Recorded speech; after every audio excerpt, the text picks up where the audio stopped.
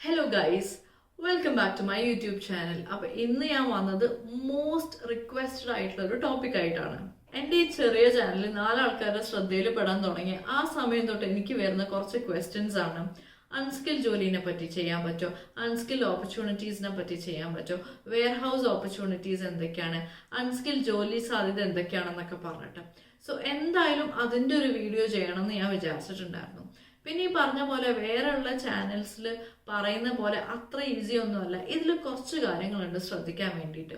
So അതിൻ്റെ കാര്യങ്ങളൊക്കെയാണ് നമ്മളിന്ന് സംസാരിക്കാൻ പോകുന്നത്. So welcome to yet another video. അപ്പോൾ നേരത്തെ പറഞ്ഞ പോലെ ഇന്ന് നമ്മൾ സംസാരിക്കാൻ പോകുന്ന ടോപ്പിക്കാണ് unskill job opportunities in Luxembourg. ആദ്യം തന്നെ ഞാനൊരു ഡിസ്ക്ലെയിമർ പറയട്ടെ.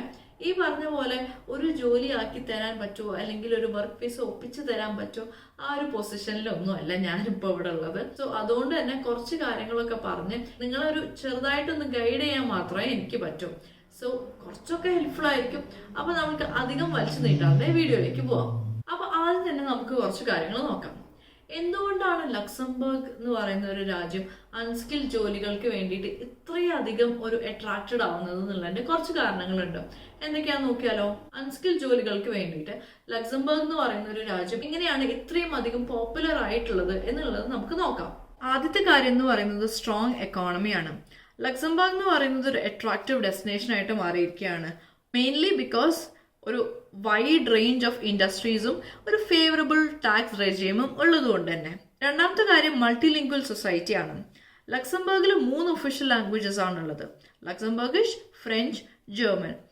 അതുകൊണ്ട് തന്നെ ഈ ഒരു രാജ്യം എന്ന് പറയുന്നത് ഫോറിനേഴ്സിന് വേണ്ടിയിട്ട് വളരെ വെൽക്കമിങ് ആയിട്ടുള്ള ഒരു കൺട്രിയാണ്. പിന്നെ മറ്റൊരു കാര്യം എന്താണെന്ന് വെച്ച് കഴിഞ്ഞാൽ ഇംഗ്ലീഷും വൈഡ്ലി സ്പോക്കൺ ആണ്, എസ്പെഷ്യലി ഈ ബിസിനസ് വേൾഡിലൊക്കെ. അപ്പോൾ അതുകൊണ്ട് തന്നെ ഒരുപാട് ഓപ്പർച്യൂണിറ്റീസ് വേരിയസ് ലാംഗ്വേജ് ബാക്ക്ഗ്രൗണ്ട്സിലുള്ള ഇൻഡിവിജ്വൽസിനൊക്കെ ഇവിടെ ലഭ്യമാവും. പിന്നീട് high quality of life. Luxembourg എന്ന് പറയുന്നത് എപ്പോഴും ഹയസ്റ്റ് ലിവിംഗ് സ്റ്റാൻഡേർഡ്സ് ഉള്ള ഒരു രാജ്യങ്ങളിൽ ഒന്നാണ്. Excellent health care, education, public services ഒക്കെയാണ് ലക്സംബർഗിനെ സ്പെഷ്യൽ ആക്കുന്നത്. Welcoming foreign force. ലക്സംബർഗ് എന്ന് പറയുന്ന ഒരു ചെറിയ രാജ്യമാണെന്ന് വിചാരിച്ചിട്ട് ഒട്ടും അണ്ടർ എസ്റ്റിമേറ്റ് ചെയ്യാൻ പറ്റില്ല. ഫോറിൻ ടാലന്റിന് വളരെയധികം ഇമ്പോർട്ടൻസ് കൊടുക്കുന്ന ഒരു രാജ്യമാണ് ലക്സംബർഗ്. അത് സ്കിൽഡ് ആയിക്കോട്ടെ അൺസ്കിൽഡ് ആയിക്കോട്ടെ. ലോകത്തെമ്പാടുമുള്ള പ്രൊഫഷണൽസിനെ അവരുടെ ടാലന്റ് വെച്ചിട്ടാണ് ലക്സംബർഗ് ഗവൺമെന്റ് ഇങ്ങോട്ട് സ്വാഗതം ചെയ്യുന്നത്. ഇനി അൺസ്കിൽ ജോലികൾ എന്തൊക്കെയാണെന്നുള്ളത് നോക്കാം. പല സെക്ടേഴ്സിലുള്ള അൺസ്കിൽ ജോലികളെ പറ്റിയിട്ടാണ് ഇനി നമ്മൾ കാണാൻ പോകുന്നത്. ഒരു സെയിൽസ് സെക്ടർ ആണ് എന്നുണ്ടെങ്കിൽ ഒരു കാഷ്യർ ആയിട്ടോ ഒരു ഷെൽഫ് സ്റ്റോക്കർ ആയിട്ടോ സൂപ്പർ മാർക്കറ്റ്സിലോ കൺവീനിയൻസ് സ്റ്റോറിലോ റീറ്റെയിൽ ഔട്ട്ലെറ്റിലോ ഒക്കെ ഒരു സെയിൽസ് അസോസിയേറ്റ് ആയിട്ട് വർക്ക് ചെയ്യുന്നത് നമുക്കിതിൽ കണക്ക് കൂട്ടാം. പിന്നീടുള്ളത് ക്ലീനിങ് ജോലികളെ പറ്റിയിട്ടാണ്. ക്ലീനിങ് ഓഫീസസ്, വീടുകളായിക്കോട്ടെ, പബ്ലിക് സ്പേസ്, സ്കൂൾ, ഹോട്ടൽ, അങ്ങനത്തെ ജനറൽ ജാനിറ്റോറിയൽ സർവീസസും ഫെസിലിറ്റി മെയിൻ്റെനൻസും ആണ് ക്ലീനിങ്ങിന്റെ കീഴിൽ വരുന്നത്. പിന്നീടുള്ളത് ഹോസ്പിറ്റാലിറ്റി ആണ്. അതായത് ഡിഷ് വാഷർ, വെയിറ്റർ, വെയിട്രസ്, അതേപോലെ തന്നെ കിച്ചൺ ഹെൽപ്പർ റെസ്റ്റോറൻറ്റ്സിലായിക്കോട്ടെ, പിന്നെ വലിയ ഹോട്ടൽസിലായിക്കോട്ടെ, കഫേസിലായിക്കോട്ടെ, അങ്ങനത്തെ റോളുകളാണ് ഹോസ്പിറ്റാലിറ്റിയുടെ കീഴിൽ വരുന്നത്. പിന്നീടുള്ളത് കൺസ്ട്രക്ഷൻസ് ആണ്. കൺസ്ട്രക്ഷൻ സൈറ്റുകളിൽ ലേബറേഴ്സ് ആയിട്ടും ജനറൽ ഹെൽപ്പേഴ്സ് ആയിട്ടും ലാൻഡ്സ്കേപ്പേഴ്സ് ഒക്കെ ആയിട്ടാണ് കൺസ്ട്രക്ഷൻ സെക്ടറിലുള്ള ജോലികൾ വരിക. പിന്നീടുള്ളത് ഫാക്ടറി ആൻഡ് വെയർ ഹൗസിലാണ്. ഒരു മാനുഫാക്ചറിങ് അല്ലെങ്കിൽ വെയർ ഹൗസ് കമ്പനികളിൽ എൻട്രി ലെവൽ പൊസിഷൻ, അതായത് ഇപ്പോൾ പാക്കിങ്ങിന് വേണ്ടിയിട്ടോ സോർട്ടിങ്ങിനോ അല്ലെങ്കിൽ അവിടുത്തെ ഒരു ജോലിയുടെ മൊത്തത്തിൽ ഒരു മേൽനോട്ടത്തിന് വേണ്ടിയിട്ടോ അങ്ങനത്തെ ജോലികളായിരിക്കും മിക്കവാറും ഫാക്ടറി ആൻഡ് വെയർ ഹൗസ് മേഖലയിൽ ഉണ്ടാവുക. പിന്നെ എഗ്രികൾച്ചർ. പക്ഷെ എഗ്രികൾച്ചറൊക്കെ സീസണൽ ആണ്, എന്നാൽ കൂടെ ഹാർവെസ്റ്റിങ്ങും പ്ലാന്റിങ്ങും അങ്ങനത്തെ കാര്യങ്ങളൊക്കെ ആയിട്ട് എഗ്രികൾച്ചർ സെക്ടറും കൂടെ ഉണ്ട്. പിന്നീടുള്ളത് ഡൊമസ്റ്റിക് ഹെൽപ്പാണ്. ഒരു കെയർ ഗിവർ ആയിട്ടോ നാനി ആയിട്ടോ ഒരു ഹൗസ് കീപ്പർ ആയിട്ടോ ജോലി ചെയ്യുന്നത്. പിന്നീടുള്ളത് ഡെലിവറി, അതായത് ഗുഡ്സ് ആൻഡ് പാക്കേജസിന്റെയും ഡെലിവറി, കൊറിയർ സർവീസ്, പിന്നെ അതേപോലെ തന്നെ ഡെലിവറി ഡ്രൈവേഴ്സ് ആയിട്ടൊക്കെ. ഇനി ലക്സംബർഗിലെ വിസ സ്പോൺസർഷിപ്പ് എങ്ങനെയാണ് വർക്ക് ചെയ്യുന്നത് എന്നുള്ളത് നമുക്ക് നോക്കാം. ആദ്യം തന്നെ ഞാൻ പറയട്ടെ, അപ്പൊ ഇതിന്റെ ഒരു സിസ്റ്റം വർക്ക് ചെയ്യുന്നത് എങ്ങനെയാന്ന് വെച്ച് കഴിഞ്ഞാൽ ആദ്യത്തെ പ്രയോറിറ്റി എപ്പോഴും യൂറോപ്യൻ സിറ്റിസൺസിനായിരിക്കും. കാരണം അവർക്ക് ഇവിടെ വേറെ ഒരു വർക്ക് പെർമിറ്റിന്റെ ആവശ്യമില്ല. രണ്ടാമത്തത് വരുന്നത് ADEM എന്ന് പറഞ്ഞ ഗവൺമെന്റ് എംപ്ലോയ്മെന്റ് ഏജൻസിയിൽ രജിസ്റ്റർ ചെയ്തിരിക്കുന്ന ലോക്കലി ഇവിടെ താമസിക്കുന്ന ആൾക്കാർക്കായിരിക്കും. പക്ഷെ അതിനൊരു കാര്യം എന്താണെന്ന് വെച്ച് കഴിഞ്ഞാൽ ഈ എംപ്ലോയീസ് ഒക്കെ ഇങ്ങനെ ഒരു പൊസിഷൻ ഓപ്പൺ ആണ് എന്ന് പറഞ്ഞതിന് ശേഷം ഇവിടുത്തെ ആരും അപ്ലൈ ചെയ്തിട്ടില്ല, അല്ലെങ്കിൽ അവർക്ക് വേണ്ട ഒരു റിസോഴ്സിനെ കിട്ടിയിട്ടില്ല എന്നുണ്ടെങ്കിൽ മാത്രമേ ഈ AD എംപ്ലോയ്മെന്റ് ഏജൻസിയിൽ രജിസ്റ്റർ ചെയ്ത ആൾക്കാരുണ്ടോ എന്നുള്ളത് നോക്കൂ. ഇതിന് നല്ല വശമുണ്ട്, ചീത്ത വശമുണ്ട്. ഇങ്ങനെ ചെയ്യുന്നതിന്റെ മെയിൻ റീസൺ എന്താന്ന് വെച്ച് കഴിഞ്ഞാൽ ഈ വിസ റിഫ്യൂസ് ചെയ്യപ്പെടാനുള്ള സാധ്യതകളൊക്കെ വളരെ കുറവായിരിക്കും. പിന്നെ പോരാത്തതിന് ഈ വിസ സ്പോൺസർഷിപ്പ് കംപ്ലീറ്റ്ലി എംപ്ലോയർ ആണ് ചെയ്തു തരേണ്ടത്, അതായത് എംപ്ലോയർ ആണ് അതിന് കാശ് മുടക്കേണ്ടത്. ഇനി എങ്ങനെയാണ് ഒരു വിസ ആപ്ലിക്കേഷൻ ആയിട്ട് പ്രൊസീഡ് ചെയ്യുക എന്നുള്ളത് നമുക്ക് നോക്കാം. പിന്നെ നോൺ യൂറോപ്യൻ സിറ്റിസൺസിന് ഇവിടെ ഓൾറെഡി ഒരു ജോബ് കിട്ടിയിട്ടുണ്ട് എന്നുണ്ടെന്നുണ്ടെങ്കിൽ അതിനുശേഷമാണ് അവർ വിസയ്ക്ക് വേണ്ടിയിട്ട് അപ്ലൈ ചെയ്യുക. വർക്ക് വിസ, അതും ഈ പറഞ്ഞ പോലെ എംപ്ലോയർ ആയിരിക്കും ചെയ്യുന്നുണ്ടാവുക. എപ്പോഴും ജോബ് ഓഫർ കിട്ടിയതിന് ശേഷമാണ് ഈ വർക്ക് വിസ, വർക്ക് പെർമിറ്റ് കാര്യങ്ങളൊക്കെ ചെയ്യുക. ഇനി എങ്ങനെയാണ് ഒരു വിസ ആപ്ലിക്കേഷൻ ആയിട്ട് പ്രൊസീഡ് ചെയ്യുക എന്നുള്ളത് നമുക്ക് നോക്കാം. നമ്മൾ ലക്സംബർഗിൽ എൻ്റർ ചെയ്യുന്നതിന്റെ മുന്നേ തന്നെ ഒരു ടെമ്പററി ഓത്തറൈസേഷൻ ടു സ്റ്റേ എന്തായാലും നമ്മൾ അപ്ലൈ ചെയ്യണം. ആ temporary authorisation to stay apply ചെയ്യാൻ വേണ്ടിയിട്ട് നമുക്ക് കുറച്ച് സെറ്റ് ഓഫ് ഡോക്യുമെന്റ്സ് വേണം. ആ ഡോക്യുമെന്റ്സ് ഏതൊക്കെയാണെന്നുള്ളത് നമുക്ക് നോക്കാം. നോർമലി ജോബ് റിലേറ്റഡ് ആയിട്ടുള്ള എൻട്രീസിന് ഒരു യൂഷ്വൽ സെറ്റ് ഓഫ് ഡോക്യുമെന്റ്സ് ആണ് ആവശ്യമായിട്ട് വരിക. അതായത് വാലിഡ് പാസ്പോർട്ടിന്റെ ഒരു കോപ്പി, പിന്നെ ആപ്ലിക്കേഷൻ ഫോം, ഒരു ക്രിമിനൽ റെക്കോർഡ് സർട്ടിഫിക്കറ്റ്, പിന്നെ എംപ്ലോയ്മെന്റ് കോൺട്രാക്ട്, പിന്നെ ആപ്ലിക്കന്റിന്റെ CV, പിന്നെ സർട്ടിഫിക്കറ്റ് ഫ്രോം ADEM. ഇത്രയും ഡോക്യുമെന്റ്സ് നമ്മൾ എമിഗ്രേഷൻ ഡയറക്ടറേറ്റ് ഇൻ ലക്സംബർഗിലേക്കാണ് നമ്മൾ അയക്കേണ്ടത്. ഈ ഒരു ടെമ്പററി ഓത്തറൈസേഷൻ ടു സ്റ്റേ കിട്ടിയതിന് ശേഷം നമ്മൾക്ക് മിനിസ്ട്രി ഓഫ് ഫോറിൻ അഫയേഴ്സിൽ നിന്ന് നമുക്കൊരു ലെറ്റർ കിട്ടും, അതായത് ഒരു ഡിസിഷൻ പറഞ്ഞുകൊണ്ടുള്ള ഒരു ലെറ്റർ കിട്ടും. അതിനുശേഷം നമുക്ക് ഒരു ലോങ് ടേം സ്റ്റേക്ക് ആയിട്ടുള്ള വിസയ്ക്ക് വേണ്ടിയിട്ട് അപ്ലൈ ചെയ്യണം. ടൈപ്പ് D വിസയ്ക്കായിരിക്കും നിങ്ങൾ അപ്ലൈ ചെയ്യുന്നുണ്ടാവുക. ആ വിസ ആപ്ലിക്കേഷന് കുറച്ച് ഡോക്യുമെന്റ്സ് സബ്മിറ്റ് ചെയ്യണം. എന്തൊക്കെ ഡോക്യുമെന്റ്സ് ആണെന്ന് കണ്ടാലോ? 2 കളർ ഫോട്ടോ, 3.5 by 4.5 സെന്റിമീറ്റർ ആയിരിക്കണം സൈസ്, പിന്നെ വാലിഡ് ആയിട്ടുള്ള പാസ്പോർട്ട്, പിന്നെ ലെറ്റർ ഓഫ് അപ്രൂവൽ, ഈ പറഞ്ഞ ഈ ഒരു ടെമ്പററി റെസിഡൻസ് പെർമിറ്റ് അല്ലെങ്കിൽ ഒരു ഓത്തറൈസേഷൻ ലെറ്റർ, അതിനുശേഷം കോപ്പി ഓഫ് ഇന്റർണൽ പാസ്പോർട്ട്, പിന്നെ application form for the Schengen visa. പിന്നീട് വരുന്ന ഒരു ക്വസ്റ്റ്യൻ ആണ്, ഒരു അൺസ്കിൽഡ് വർക്കറിന് എത്രത്തോളം സാലറി ആണ് ലക്സംബർഗിൽ കിട്ടുക എന്നുള്ളത്. ഞാനിവിടെ പറയാൻ പോകുന്നത് ഒരു മിനിമം വേജിന്റെ കാര്യമാണ്. 2024 കണക്ക് പ്രകാരം 40 മണിക്കൂർ ഫുൾ ടൈം ആയിട്ട് വർക്ക് ചെയ്യുന്ന ഒരു അൺസ്കിൽഡ് വർക്കറിന് ഒരു മാസം കിട്ടുന്ന സാലറി ആണ് 2570 യൂറോ. ഇതാണ് കേട്ടോ ഇവിടുത്തെ മിനിമം വേജ്. പക്ഷെ ഓരോ റോൾ അല്ലെങ്കിൽ ഓരോ ജോലിക്ക് അനുസരിച്ച് ഇത് മാറിക്കൊണ്ടേയിരിക്കും. ചില സെക്ടറിൽ വരുന്ന ചില ജോലികളുടെ സാലറി എത്രയാന്നുള്ളത് നമുക്ക് നോക്കാം.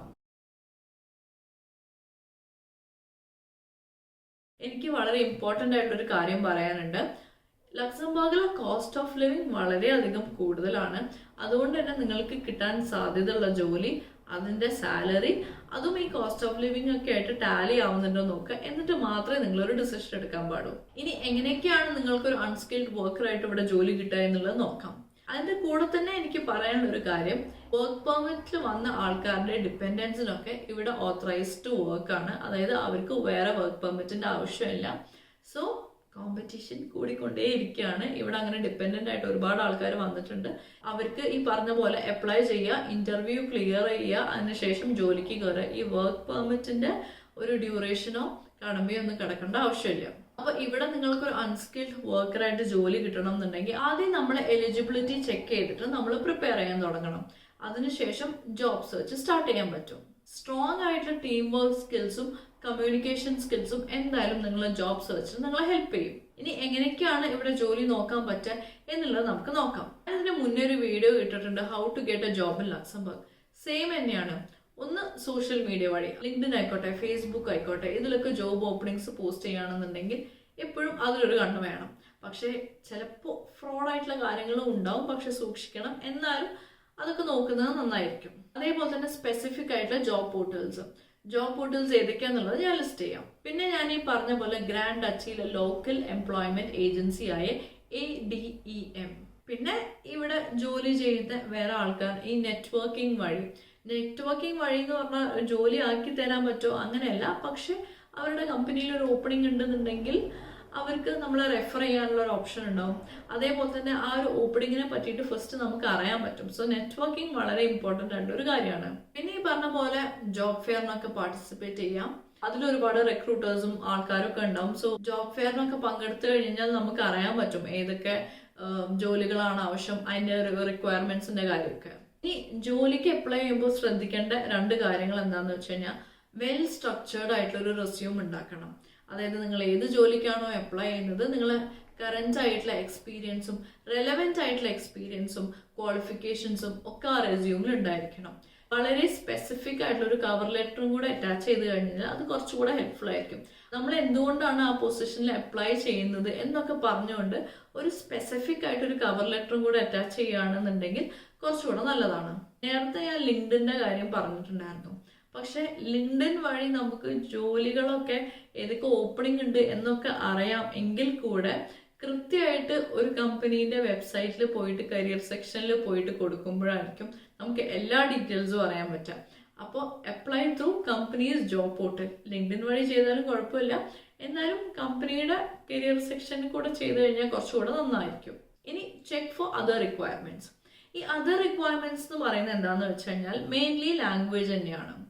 എൻ്റെ ഒരു പേഴ്സണൽ എക്സ്പീരിയൻസിൽ ഇപ്പോൾ നമ്മളൊരു സ്റ്റോറിൽ പോവാണ്, അല്ലെങ്കിൽ ഒരു വലിയ സൂപ്പർ മാർക്കറ്റ് ചെയിനിലൊക്കെ നമ്മൾ അപ്ലൈ ചെയ്യുമ്പോൾ അവർ ചോദിക്കുന്ന ഒരു കാര്യം, ഇവിടുത്തെ ഏതെങ്കിലും ഒരു ലാംഗ്വേജിൽ നിങ്ങൾ ഫ്ലുവൻ്റ് ആയിരിക്കണം. അന്വേഷിച്ചപ്പോൾ അറിയാൻ കഴിഞ്ഞ ഒരു കാര്യം എന്താണെന്ന് വെച്ചാൽ ഇവിടുത്തെ നമ്മുടെ കൊളീഗ്സും ഒക്കെ ഇവിടുത്തെ ആൾക്കാർ തന്നെയായിരിക്കും. സോ അവർക്ക് ഇംഗ്ലീഷിനെക്കാട്ടും കൂടുതൽ അറിയുന്നത് ഫ്രഞ്ചോ ലക്സംബർഗിഷോ ജർമ്മനൊക്കെ ആയിരിക്കും. അപ്പം നമുക്ക് നമ്മുടെ ടീമായിട്ട് കമ്മ്യൂണിക്കേറ്റ് ചെയ്യാൻ വേണ്ടിയിട്ട് എന്തായാലും ഇവിടുത്തെ ലാംഗ്വേജ് അറിയണം എന്നൊക്കെയാണ് എൻ്റെ അടുത്ത് പറഞ്ഞിട്ടുള്ളത്.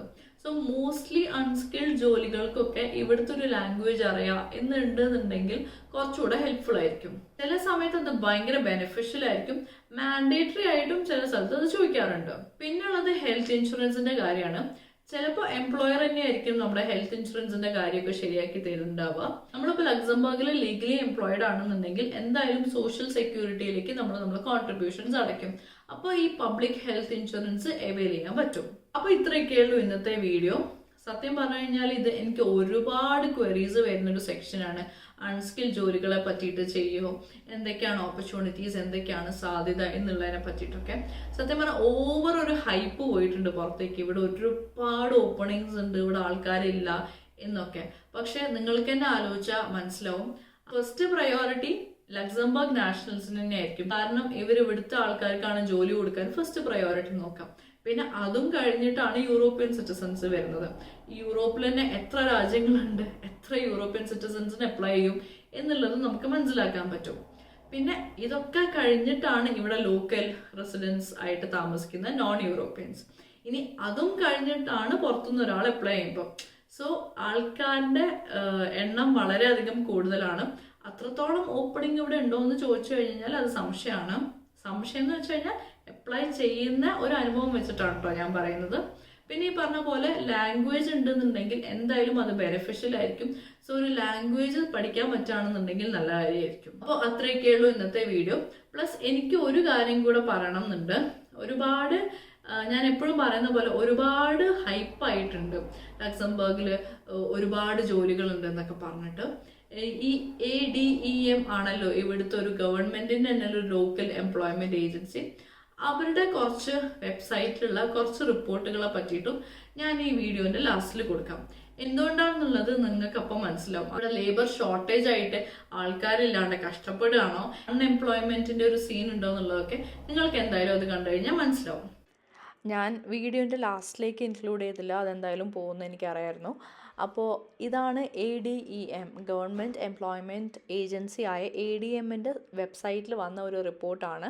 മാർച്ച് 2024 ഏപ്രിൽ 2024 എത്രത്തോളം റെസിഡൻ്റ് ആയിട്ടുള്ള ജോബ് സീക്കേഴ്സ് ആണുള്ളത്, എത്രയാണ് ഒരു അൺഎംപ്ലോയ്മെൻറ്റ് റേറ്റിൻ്റെ ഒരു പെർസെൻറ്റേജുമാണ് ഇവിടെ കൊടുത്തിട്ടുള്ളത്. സോ ഇത് ഈ യൂറോപ്യൻ സിറ്റിസൺസ് അല്ലാതെ ഈ പറഞ്ഞ പോലെ നോൺ യൂറോപ്യൻ സിറ്റിസൺസും പിന്നെ ഓൾറെഡി ഇവിടെ തന്നെ ഉള്ള ആൾക്കാരുടെ ജോലി നോക്കുന്നതിൻ്റെയും ഒരു അൺഎംപ്ലോയ്മെൻറ്റ് റേറ്റിൻ്റെ ഒരു കണക്കാണ് ഇവിടെ കൊടുത്തിട്ടുള്ളത്. സോ അതൊന്ന് കാണിക്കണം തോന്നി. സോ ഈ വീഡിയോ യൂസ്ഫുൾ ആയെന്ന് ഞാൻ വിചാരിക്കുന്നു. ഇത് എത്രത്തോളം നിങ്ങൾക്ക് ഹെൽപ്ഫുൾ ആവുമെന്ന് എനിക്കറിയില്ല. പക്ഷെ ഇതൊക്കെയാണ് ഇവിടുത്തെ ഒരു അൺസ്കിൽഡ് ജോലികളെ പറ്റിയിട്ട് പറഞ്ഞു കഴിഞ്ഞാൽ എനിക്ക് പറയാനുള്ള കാര്യങ്ങൾ. ഏതൊക്കെ സെക്ടേഴ്സ് ആണ്, എത്ര സാലറി ആണ്, എങ്ങനെയാണ് ജോലിക്ക് അപ്ലൈ ചെയ്യുക, റിയാലിറ്റി ജോലി കിട്ടാനുള്ള എത്രത്തോളം ബുദ്ധിമുട്ടാണ് എന്നുള്ളതും. അപ്പോൾ ഈ വീഡിയോ കുറച്ചെങ്കിലും ഹെൽപ്ഫുൾ ആയെന്ന് ഞാൻ വിചാരിക്കുന്നു. ഈ വീഡിയോ ഒരുപാട് നീണ്ടു പോയിട്ടുണ്ടെന്നുണ്ടെങ്കിൽ സോറി. പിന്നെ എപ്പോഴും പറയുന്ന പോലെ ഇത് എൻ്റെ പേഴ്സണൽ എക്സ്പീരിയൻസ്, ലക്സംബർഗിൽ താമസിക്കുന്ന ഒരാൾ എന്നുള്ള നിലയിൽ എൻ്റെ പേഴ്സണൽ എക്സ്പീരിയൻസ് വെച്ചിട്ടും ജോബ് സെർച്ച് ചെയ്യുമ്പോഴുള്ള എക്സ്പീരിയൻസ് വെച്ചിട്ടും പിന്നെ റിസർച്ച് വെച്ചിട്ടും ഒരുപാട് ആൾക്കാർ എൻ്റെ അടുത്ത് ചോദിച്ചത് വെച്ചിട്ടും മാത്രമാണ് ഈ വീഡിയോ ചെയ്തിട്ടുള്ളത്. സോ അത്രയൊക്കെയുള്ളൂ ഇന്നത്തെ video. Thank you so much for watching. ഇതേപോലത്തെ റെലവെന്റ് ആയിട്ടുള്ള കണ്ടന്റിനായിട്ട് please subscribe to my channel. Keep supporting. Thank you so much for watching. By.